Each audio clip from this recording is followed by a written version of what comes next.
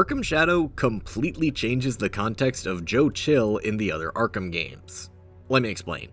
Aside from his face-to-face appearance in Arkham VR, Joe had never made a physical appearance in an Arkham game, always appearing as a silhouette, a very distorted voice, or just flat out not appearing at all. And Arkham Shadow kinda gives a reason for that. Bruce befriends Joe throughout Arkham Shadow, seeing that he's a changed man at this point. He made a mistake, and regrets the fact that he made it every single day of his life. By the end, Bruce essentially forgives him, telling him to just get the hell out of here so he doesn't need to die by Harvey's hand.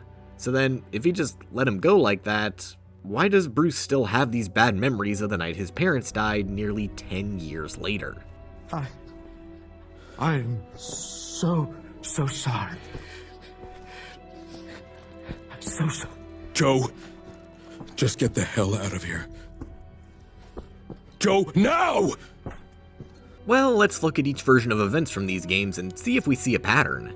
In Arkham VR, we get the clearest depiction of events, and a perfect look at Joe's face. This shows that even after nearly 30 years, Bruce still remembers every little detail of that night, down to Joe's exact facial features and tattoos. And this is a dream, meaning he still sees this every single night when he tries to go to bed.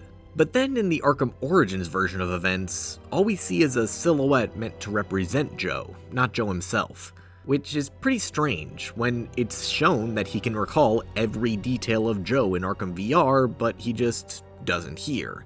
Well, when you combine this scene with the crime scene that takes place back in Crime Alley, and where Bruce is as a character at this point in time, we get some semblance of an answer.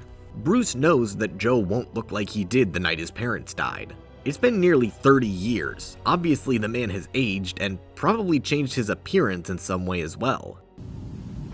Don't I wish? I'd give anything to unload the rest of what I got up here.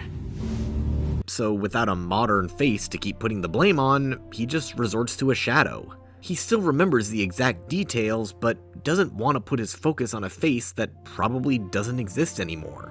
This scene isn't a dream, but a moment of reflection after taking down the Joker for the first time. In a sense, also shifting his focus from everyday criminals like Joe to the more insane supercriminals he'll be facing soon in the future. Newsflash! I'm the one who's trying to kill you!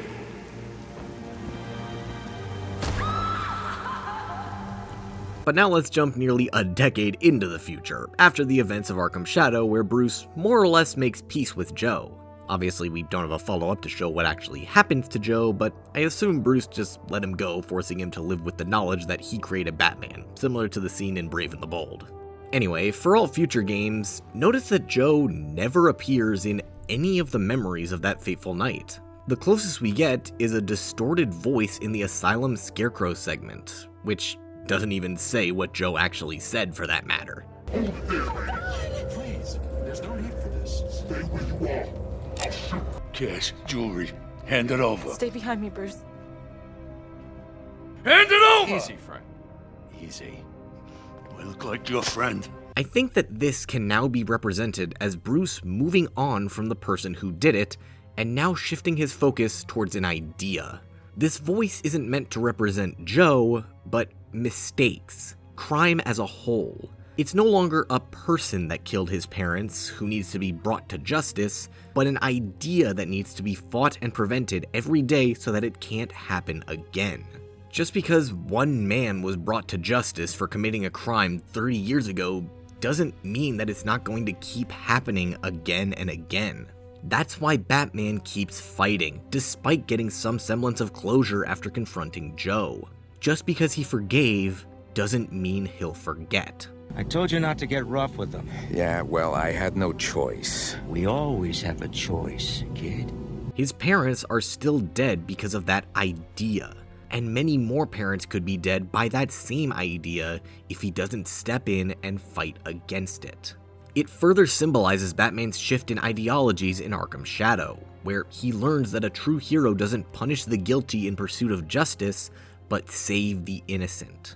Bruce goes from trying to find the one man that set him down this path, waiting to punish him for the horrible deed that he did, to preventing the same thing from happening to anyone else. It's kind of amazing how this unintentional design decision in the Rocksteady Trilogy actually makes sense with this later game's addition to the lore, and is just another reason why Arkham Shadow friggin' rules. But don't be a hero. And don't resort to violence. You see that, kid? That's what happens when you're trying to be a hero.